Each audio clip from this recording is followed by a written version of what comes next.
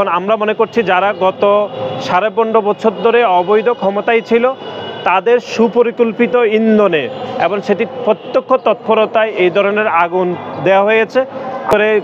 গত 15.5 বছর ধরে যে দুর্নীতি হয়েছে বা বিভিন্ন প্রকল্প হয়েছে উন্নয়নের নামে, সেই প্রকল্পে যে হাজার হাজার কোটি টাকা পাচার হয়েছে বা দুর্নীতি হয়েছে, সেই নথিগুলোকে গায়েব করে দিতে এ ধরনের উদ্দেশ্য প্রণোদিতভাবে এই ধরনের আগুন দেওয়া হয়েছে। আমরা এই সরকারের প্রতি উদাত্ত আহ্বান জানাবো, খুব দ্রুত সময়ের মধ্যে এরকম সন্ত্রাসীদেরকে ধরে বিচারের আওতায় আনতে হবে। এটি কোনোভাবে বিচ্ছিন্ন কোনো ঘটনা নয়।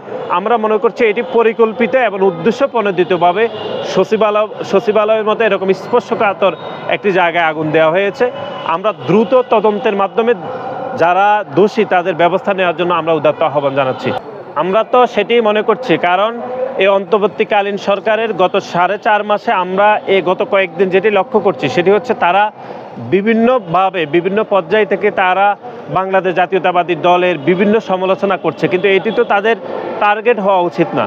বরং তাদের টার্গেট হওয়া উচিত ছিল যে জুলাই এবং আগস্টের গণ অভ্যুত্থানের যে স্পিরিট, যে একটি ইনক্লুসিভ বাংলাদেশ প্রতিষ্ঠার জন্য যে একটি জনগণের সরকার প্রতিষ্ঠা করতে হবে, সেই দিকে তাদের কোনো মনোযোগ নেই। বরং তারা গতানুগতিক রাজনীতি দ্বারাই চলছে এবং তারা আওয়ামী লীগ যে ধরনের রাজনীতি কায়েম করেছে, মত প্রকাশের যে ভিন্নতা, তারা সেটিও সংকুচিত করার চেষ্টা করছে। এবং কেউ যদি বলে যে একটি জনগণের সরকার প্রতিষ্ঠা করতে হবে, এই কথা শুনলেই তারা কেমন জানি অপ্রস্তুত হয়ে যায় এবং নির্বাচনের কথা শুনলেই তারা এই ধরনের প্রশ্ন শুনতে অভ্যস্ত নয় বলে এরকম মনে হচ্ছে। আমরা মনে করছি যে 2024 সালের গণ অভ্যুত্থান তৈরির অন্যতম প্রেক্ষাপট ছিল 2014, 2018 এবং 2024-এ একটি অবৈধ নির্বাচন ছিল। জনগণ তার মত প্রকাশ করতে পারেনি, সেজন্যই জুলাই এবং আগস্টের গণ অভ্যুত্থানের পূর্বে এতগুলো মানুষকে হত্যাকাণ্ডের শিকার হতে হয়েছিল, এতগুলো মানুষকে শহীদ হতে হয়েছিল। যদি জনগণের সরকার থাকতো, জনগণের ভয় থাকতো, তাহলে খুনি হাসিনা নির্বিচারে এতগুলো মানুষকে গুলি করতে পারতো না। সুতরাং এই সরকারের প্রধান এবং প্রাথমিক কাজ হওয়া উচিত ছিল যে কিভাবে একটি জনগণের সরকার প্রতিষ্ঠা করা যায় তার বিষয়ে একটি রোড ম্যাপ তৈরি করা। কিন্তু নির্বাচন কখন হবে, নির্বাচন কবে হবে, এরকম প্রশ্ন তাদেরকে করলেই তারা কেমন যেন অপ্রস্তুত হয়ে যান।